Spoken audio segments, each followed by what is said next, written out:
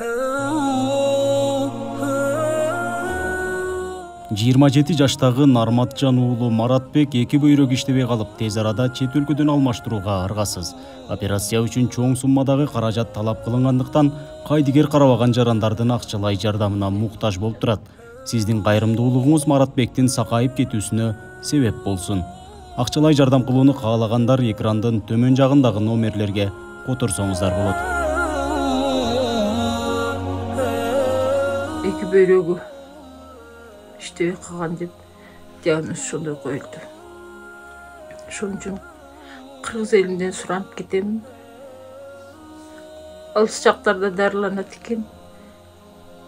Кичине каражаты жетишпейт, ошондуктан суранып кетемин. Жардам берип койсун. Пересадка кылуу керек болуп атат. Бөйрөгүн алмаштырыш керек. Москвадан анализ менен келген, Ошко түшүп, Ош областойдо 15 күн дарыланды. Анан келгенден бери мына бияктадан 10 күндөн ашып калды. Şu böyrek oorусу менен böyrek отказ берген, пересадка деп кайсы эле врачка барсак, ошо бир эле диагноз айтып атат да.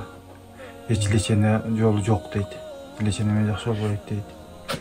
Мына ошо акыры келип келген ушул бөйрек алмаштырууга токтолуп атабыз да.